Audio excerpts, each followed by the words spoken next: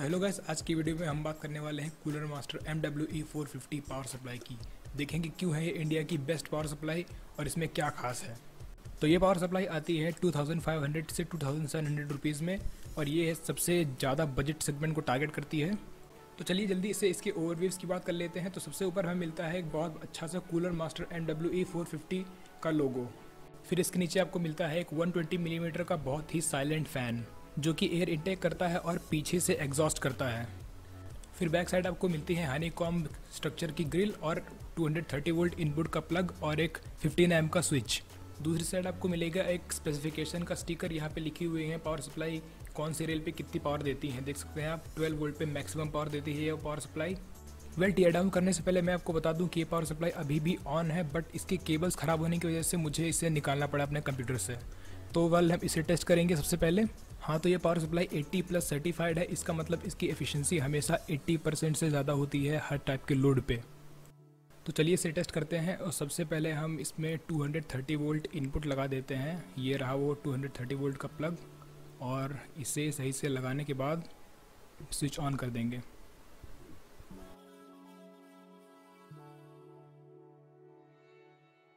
तो चलिए ये रहा 230 वोल्ट का प्लग। सबसे पहले हम स्विच को ऑफ़ कर देते हैं, इसे लगा देते हैं और सबसे पहले मैंने इसमें मदरबोर्ड के कनेक्टर पे एक पिन लगा दी थी, उसे हटा देते हैं। इसको हटाने के बाद पावर सप्लाई को ऑन कर देते हैं। तो जैसे कि आप देख सकते हैं कि ये पावर सप्लाई ऑन है, बट इसका फ़ैन नहीं घूम रहा है क्योंकि power supply stand by mode में है। तो इसे ऑन करने के लिए हम ब्लैक और ग्रीन वायर टच करेंगे एक साथ इस क्लिप की मदद से और देखिए ये पावर सप्लाई ऑन हो गई। इसका मतलब पावर सप्लाई अभी भी अलाइव है। तो चलिए हम इसका शॉर्ट सर्किट टेस्ट कर लेते हैं। तो ये येलो वायर है पॉजिटिव 12 वोल्ट और ये है ब्लैक वाला है ग्राउंड। तो इन दोनों वायर को हम लोग टच करके देखने वाले हैं, देखते हैं कि क्या होता है, पावर सप्लाई का क्या रिएक्शन आता है। Just a second. तो चलिए, तो देख सकते हैं आप लोग पावर सप्लाई ऑफ हो गई है। इसका मतलब इसके अंदर शॉर्ट सर्किट प्रोटेक्शन है। तो इसे ऑन करने के लिए मैं क्लिप को दोबारा हटा के दोबारा लगा देता हूँ, जिसकी वजह से पावर दोबारा से ऑन हो जाएगी। आप देख सकते हैं ये ऑन हो गई है दोबारा। और एक बार हम फिर से चेक कर लेते हैं शॉर्ट सर्किट टेस्ट। ये फिर से ऑफ हो गई। पावर सप्लाई में शॉर्ट सर्किट प्रोटेक्शन है, इसका मतलब इसे हम हटा देते हैं और इसे ऑफ़ कर देते हैं और केबल भी हटा देते हैं 230 वोल्ट वाला और इसे ओपन करके अब देख लेते हैं। तो मैं यहाँ पे इसे ओपन करने वाला हूँ, बट उससे पहले इसका मेन कैपेसिटर डिस्चार्ज करना बहुत ज़रूरी है। तो मैं इसे दोनों के ऊपर टच कर देता हूँ। हो सकता है डिस्चार्ज हो चुका हो। अब इसे हटा देते हैं एक बार और फिर से इसे ओपन करने के लिए मुझे टूल्स चाहिए। ये रहे मेरे टूल्स, ये मेरा स्क्रू ड्राइवर और ये रहा कटर, वायर कटर। तो चलिए इसे ओपन कर लेते हैं। सबसे पहले ये चारों स्क्रू हटाने के बाद हम लोग पावर सप्लाई के अंदर होंगे। तो चलिए मैं आपको बता देता हूँ, पावर सप्लाई के अंदर बेसिकली एक बहुत बड़ा कैपेसिटर होगा। तो वो कैपेसिटर बहुत ज़्यादा चार्ज स्टोर कर सकता है अपने अंदर, तो उसे डिस्चार्ज करना बहुत ज़रूरी है। और अगर आपने डिस्चार्ज नहीं किया और ऐसे ही टच कर लिया तो आपको शॉक लग सकता है और आपकी डेथ भी हो सकती है।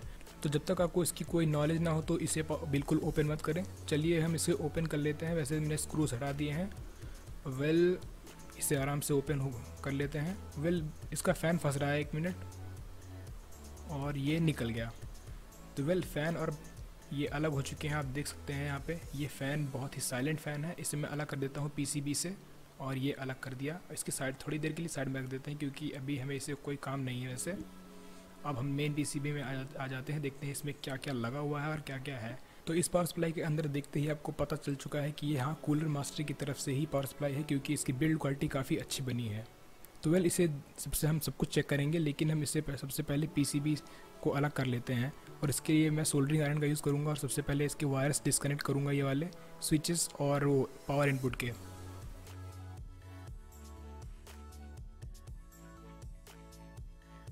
तो चलिए PCB को इससे केस से अलग कर लेते हैं। तो इसके लिए 4 स्क्रूज लगे हुए हैं, इसे हम खोल लेते हैं। मैं आपको एक बात बता दूं कि ये power supply actually cooler master manufacture नहीं करते हैं, ये चाइना में मैन्युफैक्चर होती हैं और कूलर मास्टर इसे ख़रीद के फिर इसकी ब्रांडिंग करता है। वैसे ये कूलर मास्टर के अंदर ही मैन्युफैक्चर होती हैं ये पावर सप्लाईज, तो इसमें हमें क्वालिटी अच्छी मिल जाती है।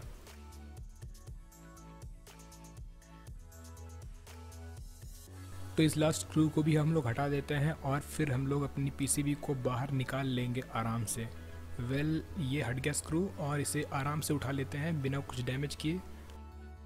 तो सबसे पहले आपको कंपोनेंट्स देखने को मिल जाते हैं पावर इनपुट पे। यहाँ पे एक एक्स कैपेसिटर है, ये येलो वाला, और 2 वाई कैपेसिटर्स हैं। ये बेसिकली कैपेसिटर यहाँ पे लगे हुए हैं ताकि यहाँ पे जो आपकी पावर लाइन पे आने वाली इनपुट नॉइजेस है उनको ये रिपल कर सकें, स्पेशली हाई फ्रीक्वेंसीज जैसे कि 125 किलोहर्ट्ज़ या फिर उससे ज़्यादा।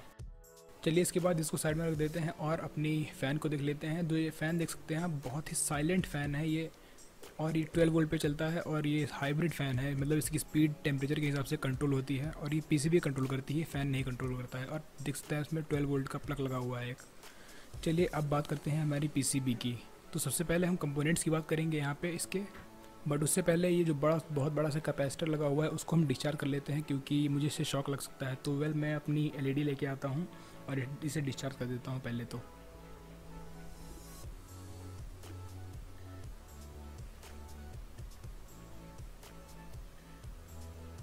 तो ये रही मेरी एलईडी, और ये इसके हमने वायर्स लगा दिए। तो आप देख सकते हैं इसमें चार्ज था थोड़ा, और ये डिस्चार्ज हो चुका है अब बिल्कुल। मैं इससे पहले शॉर्ट सर्किट करके भी चेक कर लेता हूँ ताकि ये बिल्कुल मुझे कंफर्म हो जाए कि इसमें कोई चार्ज नहीं है और मुझे बाद में शॉक ना लगे। तो इसमें कोई चार्ज नहीं बचा है वैसे अब। तो चलिए कैपेसिटर तो डिस्चार्ज हो चुका है। चलिए हम इसी कैपेसिटर की बात करते हैं सबसे पहले, क्योंकि ये मेन फ़िल्टर कैपेसिटर है, क्योंकि जो एसी से डीसी में कन्वर्ट होने के बाद यही फ़िल्टर इसे स्मूथ करता है। तो ये बनाया हुआ है इलाइट कंपनी की तरफ से। तो इसकी कैपेसिटी यहाँ पे लिखी हुई है 220 माइक्रोफैराड और 440 वोल्ट्स। तो हमारा प्राइमरी कैपेसिटर बनाया हुआ है इलाइट कंपनी ने। इलाइट की बात करें तो ये टीएपो की बराबर ही परफॉर्मेंस देती है, मतलब ये रिलायबल कैपेसिटर होते हैं और अच्छी परफॉर्मेंस देते हैं। ये 85 डिग्री सेल्सियस का है ये कैपेसिटर, मतलब 85 डिग्री एम्बिएंट टेम्परेचर में आराम से काम कर सकता है। क्वालिटी के स्कोर की बात करें तो इसने 5 में से 5 स्कोर किया है, क्योंकि ये इलाइट कैपेसिटर है और इसी चीप पावर सप्लाई में कैपेसिटर लगा हुआ है। तो बाकी हाई साइड के कैपेसिटर्स की बात करें तो यहाँ देख सकते हैं छोटे वाले कैपेसिटर भी, बट ये मेरे हिसाब से ये भी इलाइट के कैपेसिटर बने हुए हैं। तो बिल्कुल मैं प्राइमरी साइड से तो बहुत ही खुश हूँ कि क्योंकि यहाँ पे इन्होंने इलाइट के कैपेसिटर्स यूज़ किए हैं, और सेकेंडरी साइड में इन्होंने यूज़ किए हैं कैप्शॉन के कैपेसिटर्स। ये इतने अच्छे नहीं होते हैं, बट मतलब टीएपो बराबर उससे बेकार होते हैं, बट ये इतने अच्छे नहीं होते कैपेसिटर। तो मुझे यहाँ पे थोड़ा सा डिसअपॉइंटेड हूँ इससे, और मैं इसे दूंगा 5 में से 3.5। तो बात करें कैपेसिटर की, तो टोटल कैपेसिटर का स्कोर है यहाँ पे 10 आउट ऑफ 8.5, जो कि बहुत ही अच्छी बात है, क्योंकि ये पावर सप्लाई एक बजट सेक्शन की पावर सप्लाई है। चलिए हो चुके कैपेसिटर्स, और अब बात कर लेते हैं इंडक्टर्स की। तो यहाँ पे आप देख सकते हैं एक इंडक्टर लगा हुआ है, ये लगा हुआ है एक डिफरेंशियल मोड फिल्टर के रूप में।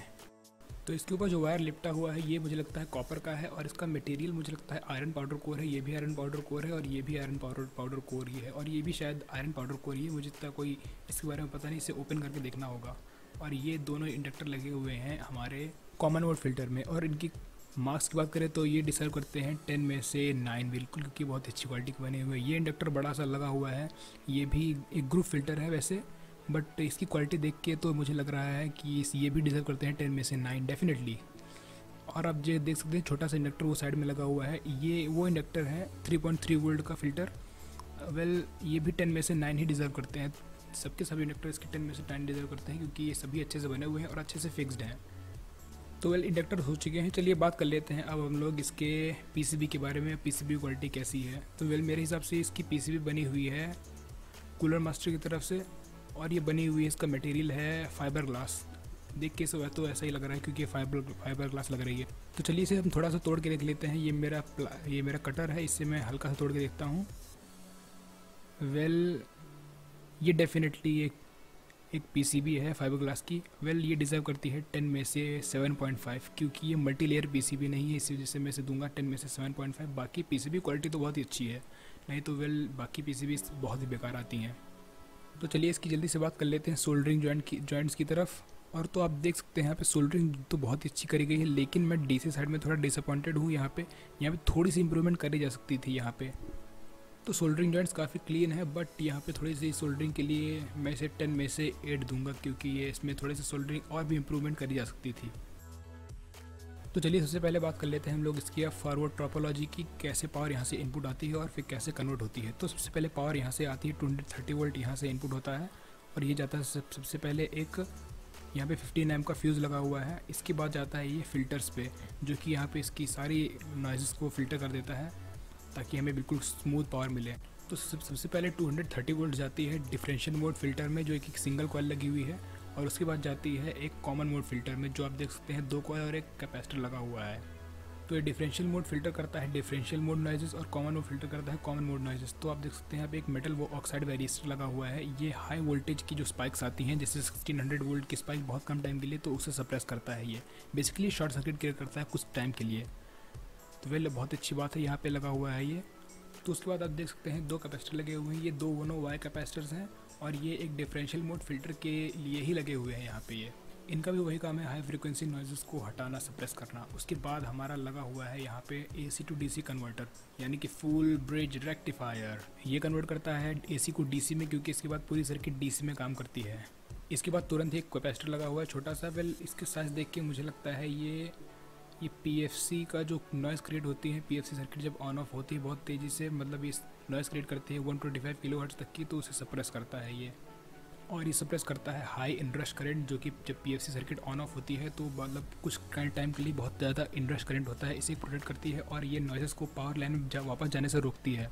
तो इसके बाद लगी हुई है हमारी PFC सर्किट, यानी पावर फैक्टर करेक्शन सर्किट। और इसके बाद हमें डायरेक्टली कैपेसिटर में मिलता है 300 से 10 या फिर 350 वोल्ट DC। इसके बाद पावर सप्लाई यहाँ पे 2 हिस्सों में बढ़ जाती है, एक मेन पावर सप्लाई और एक स्टैंड बाय पावर सप्लाई। तो ये ट्रांसफार्मर आप देख सकते हैं छोटा सा, ये 5 वोल्ट स्टैंड बाय का ट्रांसफार्मर है। इस ट्रांसफार्मर को चलाने के लिए एक छोटी सी चिप लगी हुई है यहाँ पे, ये IC लगी हुई है यहाँ पे। ये पूरी कंप्लीट पैकेज है। इसके अंदर इसका ड्राइवर और एक इसका स्विचिंग मॉसफेट लगा हुआ है। यही इसको चलाने के लिए high frequency chopped up DC volt देता है और इससे ट्रांसफार्मर ड्राइव होता है, जिससे हमें बिल्कुल 5 वोल्ट स्टैंड बाय पावर मिलती है। और 5 वोल्ट स्टैंड बाय हमें ये पर्पल वायर की मदद से मदरबोर्ड में जाता है। इसके बाद पीछे की साइड आप देख सकते हैं यहाँ पे एक छोटा सा SMD पैकेज में PFC कंट्रोलर लगा हुआ है। यही PFC सर्किट को कंट्रोल करता है। और एक यहाँ पे IC लगी हुई है, ये है PWM कंट्रोलर और फ्रीक्वेंसी मॉड्यूलेटर। तो यहाँ पे ये ट्रांसफार्मर को ड्राइव करने के लिए मॉसफेट्स के गेट को ड्राइव करती है। तो प्राइमरी साइड की हीट सिंक आप देख सकते हैं यहाँ पे 4 सेमीकंडक्टर लगे हुए हैं, जिसमें से कि 3 हाई वोल्टेज मॉसफेट्स हैं और एक ultra fast high switching diode है। तो मैं 1 मिनट में इसे देख के बताता हूँ। हाँ, तो ये रहा, ये है PFC N channel MOSFET 500 volt 10 M का, जो कि PFC सर्किट को ऑन ऑफ ऑपरेट करता है। मतलब फिर ये बेसिकली ये स्विच बहुत जल्दी ऑन ऑफ करता है हाई फ्रीक्वेंसी पे, अप्रॉक्सीमेट 200 किलोहर्ट्ज़ की फ्रीक्वेंसी पे। इसके बाद लगा हुआ है हमारा यहाँ पे अल्ट्रा फास्ट डायोड। वेल ये रिकवरी डायोड है। और इसके नेक्स्ट लगे हुए हैं हमारे यहाँ पे 2 स्विचिंग मॉसफेट। वेल ये मॉसफेट्स ड्राइव करते हैं इस बड़े ट्रांसफार्मर को। वेल देखने पे लग रहा है कि ये पुश पुल कॉन्फ़िगरेशन में मॉसफेट्स लगे हुए हैं। 1 मिनट, मुझे लग रहा है ये सेंटर टाइप ट्रांसफार्मर है, इसमें 3 पिन लगी हैं। हाँ, ये सेंटर टाइप ट्रांसफार्मर है। वेल बात कर लें पुश पुल कन्वर्टर की, तो यहाँ पे 3 पिन लगी हुई है ट्रांसफार्मर की। एक पिन जो कि डायरेक्टली कनेक्टेड है पावर लाइन से, और दूसरे जो 2 मॉसफेट से कनेक्टेड है। तो एक मॉसफेट पावर को पुश करता है ट्रांसफार्मर में और दूसरा पावर को पुल करता है। तो वेल एक बेसिकली सिंपल सा इन्वर्टर बना देते हैं ये 2 मॉसफेट्स मिलके और ट्रांसफार्मर को ड्राइव करते हैं। वेल तो मॉसफेट के गेट्स को ड्राइव करने के लिए यहाँ पे ये लोग एक बहुत ही छोटा सा ट्रांसफार्मर यूज़ करते हैं। यहाँ पे ये देख सकते हैं छोटा सा ट्रांसफार्मर, ये मॉसफेट के गेट्स को और स्विचिंग चिप को एक दूसरे से आइसोलेट कर देते हैं, ताकि ये IC ख़राब ना हो जाए मॉसफेट्स की हाई वोल्टेज से। तो वेल तो यहाँ पे कूलर मास्टर ने यूज़ किया है यहाँ पे बहुत ही अच्छा सा कन्वर्टर, तो जिससे ट्रांसफार्मर ड्राइव होता है और ये अच्छी खासी एफिशिएंसी पा लेता है। बात करें ट्रांसफार्मर की, तो ये फेराइड कोर ट्रांसफार्मर है। वेल इसका साइज़ देख के मुझे लगता है कि इसकी फ्रीक्वेंसी होगी 100 से 200 किलोहर्ट्ज़। और ये ट्रांसफार्मर साइज़ के हिसाब से देखा जाए तो 500 वाट का मुझे लग रहा है, जो कि 450 वाट में लगा हुआ है, जो कि बहुत ही अच्छी बात है, जिससे कि ट्रांसफार्मर कूल चलेगा और ज़्यादा प्रॉब्लम नहीं आएगी बाद में कभी। चलिए अब लो साइड की तरफ देखते हैं। तो लो साइड में हमें मिलते हैं यहाँ पे 4 रेक्टिफाइंग डायोड्स। ये हैं शॉर्ट की diode, low voltage ultra fast switching diodes, क्योंकि ये यहाँ पे हमें बहुत ही ज़्यादा फ्रीक्वेंसी मिलती है, तो ये AC को DC में कन्वर्ट करते हैं बहुत ही तेज़ी से। चलिए हम इसकी प्राइमरी साइड की तो हम स्कोर की बात कर लेते हैं। तो इसकी यहाँ पे बहुत ही क्लेवर यहाँ पे इन्होंने यूज़ किया है पुश पुल कन्वर्टर। तो वेल ये काफ़ी एफिशिएंट होता है और काफ़ी कूल चलता है और मतलब काफ़ी क्लेवर है। तो ये मेरे हिसाब से ये डिज़र्व करता है आराम से 10 में से 9 मार्क्स। तो वेल ये पुश पुल कन्वर्टर बहुत ही अच्छा है, बहुत ही एफिशिएंट है और बहुत ही मतलब लो पावर डिसिपेट करता है, तो ये बहुत ही कूल चलता है। तो well good job cooler master. अब लो वोल्टेज साइड के देखते हैं कैसे लो वोल्टेज हमें कन्वर्ट होता है और हमें कैसे बहुत सारे कनेक्टर्स मिल जाते हैं 5 वोल्ट, 12 वोल्ट, 3.3 वोल्ट। चलिए देखते हैं। तो सबसे पहले 220 वोल्ट आता है यहाँ पे इनपुट, और फिर वो कन्वर्ट होता है फुल ब्रिज रेक्टिफायर से डीसी में, फिर डीसी फिर दोबारा एसी में कन्वर्ट होता है, फिर ये ट्रांसफार्मर ड्राइव होता है, और जैसे ट्रांसफार्मर ड्राइव होता है उसके बाद हमें मिलता है यहाँ पे low voltage high frequency AC current, जिसकी वजह से फिर हम लोग कन्वर्ट करते हैं डीसी में अल्ट्रा फास्ट रेक्टिफाइड डायोड से। तो यहाँ पे लगे हुए हैं रेक्टिफाइड डायोड्स जो ही कन्वर्ट करते हैं हाई फ्रिक्वेंसी एसी को हाई फ्रिक्वेंसी डीसी में, बट ये लो वोल्टेज करंट होती है। और यहाँ पे लगे हुए हैं 4 डायोड पैकेजेस, और पर पैकेज लगे हुए हैं 2 डायोड, मतलब यहाँ टोटल 8 डायोड है फुल ब्रिज कन्फिग्रेशन में। चलिए अब देख लेते हैं नीचे की तरफ से पावर रेल्स कैसी हैं। तो यहाँ पे सबसे बड़ी वाली जो देख सकते हैं आप यहाँ पे, ये है हमारी ग्राउंड रेल, और यहाँ पे है 12 वोल्ट रेल जो सबसे ज़्यादा पावर डिलीवर करती है। इसके बाद यहाँ पे है 2, इसी एक ही रेल है बट यहाँ पे 2 निकले हुए हैं 5 वोल्ट और 3.3 वोल्ट निकले हुए हैं यहीं से। तो इसका मतलब है 5 वोल्ट और 3.3 वोल्ट एक ही रेल से हैं, और बट 5 वोल्ट और 3.3 वोल्ट पे ज़्यादा लोड नहीं होता तो कोई प्रॉब्लम नहीं है यहाँ पे। बट फिल्टर इंडक्टर देख के तो ऐसा लगता है कि यहाँ पे 5 वोल्ट और 12 वोल्ट एक ही रेल से जनरेटर हैं, और क्योंकि ये ग्रुप फिल्टर में लगे हुए हैं तो इसका मतलब 5 वोल्ट और 12 वोल्ट एक ही साथ रेगुलेट होते हैं। हालांकि 3.3 वोल्ट रेल 5 वोल्ट से निकली हुई है, लेकिन ये रेल बिल्कुल अलग से रेगुलेट होती है और फिल्टर होती है एक ये इस इंडक्टर की मदद से। पर जो यहाँ 12 वोल्ट और 5 वोल्ट का सेम इंडक्टर दिया हुआ है, तो इसका मतलब 5 वोल्ट और 12 वोल्ट बराबर लोड पे बिल्कुल बराबर रेगुलेट होते हैं। तो इसका मतलब हमें इसमें लोड आराम से रखना पड़ता है, मतलब 12 वोल्ट में भी लोड हो तो 5 वोल्ट में भी लोड हो, तभी ये आराम से पावर सप्लाई रेगुलेटेड होगी। और यहाँ 3.3 वोल्ट बिल्कुल स्टेबल हमें मिल जाता है आउटपुट पे। तो ये 2 इंडक्टर यहाँ पे लगे हुए हैं ताकि हमारी करंट को स्मूथ कर सकें और यहाँ पे हाई करंट स्पाइक को रोक सकें, क्योंकि ये कैपेसिटर को चार्ज करने के लिए बहुत ज़्यादा करंट चाहिए होता है कुछ टाइम के लिए, और ये इसी वजह से हमारे डायोड पे एक्स्ट्रा लोड पड़ सकता है और डायोड ख़राब भी हो सकते हैं। और यहाँ फिल्टर कैपेसिटर इन्होंने बहुत सारे यूज़ किए हैं, भले यहाँ पे 3 रेल हैं बट यहाँ पे शायद 9 या 10 कैपेसिटर यूज़ किए हैं पैरेलली, मतलब हर रेल में 2 या 3 कैपेसिटर पैरेलली कनेक्टेड है। तो चलिए हम लोग देख लेते हैं यहाँ पे कितने कैपेसिटर कौन सी रेल पे कनेक्टेड है।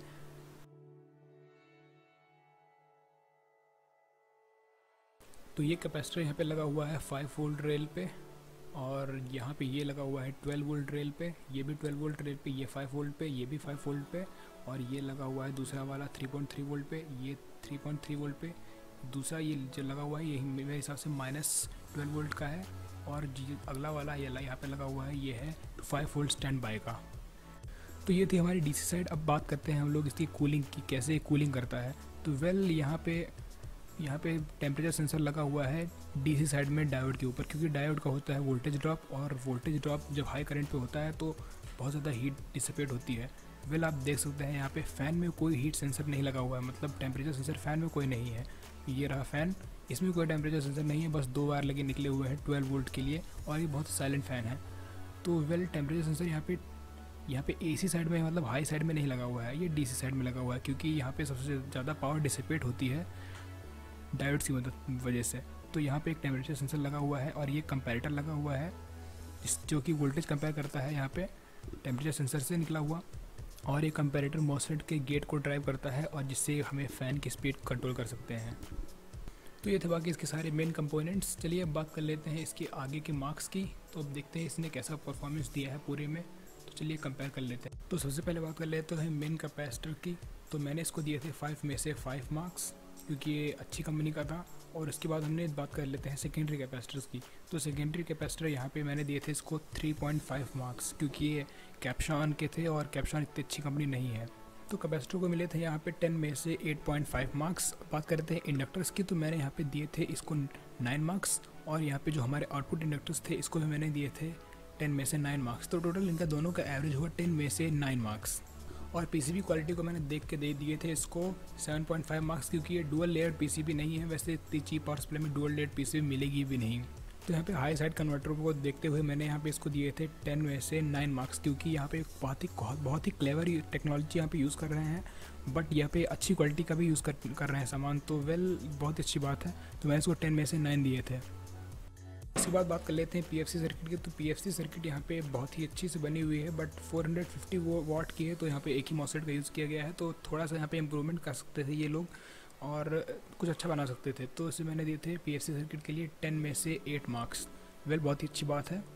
अब बात कर लेते हैं एक इम्पॉर्टेंट कंपोनेंट की, हाँ वायर्स, क्योंकि ये इसके वायर्स बहुत ही अच्छी क्वालिटी के हैं। यहाँ पे इन्होंने यूज़ किए हैं, एक वायर है 18 गेज का प्योर कॉपर वायर बना हुआ है, और एक वायर मतलब 12 वोल्ट पे आराम से 84 वाट हैंडल कर सकता है, मतलब 7 to 8 एम्प्स हैंडल कर सकता है एक वायर। और इसका मटेरियल है यहाँ पे, इसका मटेरियल कॉपर है, और इसका जो इंसुलेशन है इसका मेरे हिसाब से PVC प्लास्टिक है, और क्योंकि ये प्लास्टिक बहुत ही लचीली है तो मेरे हिसाब से PVC ही है। और बाकी वायर्स तो बहुत ही अच्छे हैं, मतलब ये 10 में से 10 ज़रूर डिज़र्व करते हैं वायर्स, और कनेक्टर्स भी बहुत ही अच्छे हैं, तो 10 में से 10 कनेक्टर्स भी। हाँ वेल, इसकी मैंने स्लीव्स हटा दी थी क्योंकि बट ये पूरी स्लीव्ड केबल्स आती हैं इसके, तो वेल केबल्स तो अच्छे डिज़र्व करते ही हैं 10 में से 10 तो डेफिनेटली। तो वेल लास्ट कंक्लूजन की बात कर लें तो इससे अच्छी कोई power supply value for money provide नहीं करती है, इवन कॉर्सेर भी नहीं और कूलर मास्टर भी नहीं, मतलब दूसरी कोई ब्रांड इसके हिसाब से कोई वैल्यू फॉर मनी प्रोवाइड नहीं करता है इतनी चीप पावर सप्लाई। मैं आपको ज़रूर रिकमेंड करूँगा कि इसके साथ आप ज़रूर जाएं और यही पावर सप्लाई बाय करें। अगर आप इससे थोड़ा सा महंगा ऊपर जाएंगे तो आप कॉर्सेर की CX पावर सप्लाई ले सकते हैं, बट उसके बाद फिर से कूलर मास्टर की ब्रोंज पावर सप्लाई आ जाती है। उसके बाद अगर आप जाएँ तो फिर कॉर्सेर, उसके बाद कूलर मास्टर की V सीरीज़, और फिर उसके बाद तो कॉर्सेर का राज है। तो प्रोस की बात कर ले यहाँ पे इस पावर सप्लाई की, तो ये एक्टिव पावर फैक्टर करेक्शन है इसमें, और एफिशिएंट पावर सप्लाई है, और मतलब इसमें फीचर्स भी हैं सेफ्टी के, बहुत ही अच्छी बात है। तो वेल मैं रिकमेंड करूँगा कि आप ये पावर सप्लाई ज़रूर खरीदें। और बात कर लेते हैं इसकी कॉन्स की, तो सबसे बेकार मुझे इसका बस यही लगा कि इसकी मतलब जो DC सेट की ट्रोपोलॉजी है वो इतनी अच्छी नहीं है, बस बाकी तो उसमें सब कुछ अच्छा है, मतलब ख़राब तो नहीं है लेकिन अच्छी नहीं है इतनी, तो बहुत ही अच्छी बात है। मतलब ये पावर सप्लाई डिज़र्व करती है, आप इसे ज़रूर खरीदें। Cooler master MWE 450 is best I think budget section में। तो ये था हमारा वीडियो। वैसे ये वीडियो काफ़ी लंबा हो गया, बट पावर सप्लाई के लिए ये वीडियो काफ़ी इंपॉर्टेंट था। चलिए, थैंक यू वेरी मच। अगर आपको वीडियो अच्छा लगा हो तो लाइक ज़रूर करें, चैनल को सब्सक्राइब करें क्योंकि मैं नया हूँ तो वेल मुझे सपोर्ट की ज़रूरत है, और शेयर करें अगर आपको लगता है कि कोई पावर सप्लाई ख़रीदना चाहता है तो उसको ये वीडियो ज़रूर दिखाएँ। और हाँ, अगर आप चाहते हैं कि ऐसे मैं रिव्यू करूँ तो आप मुझे कमेंट में बता सकते हैं, और अपना फेवरेट पार्ट कमेंट में ज़रूर बताएं मुझे कि आपको इसमें कौन सा पार्ट बहुत अच्छा लगा। चलिए, थैंक यू वेरी मच।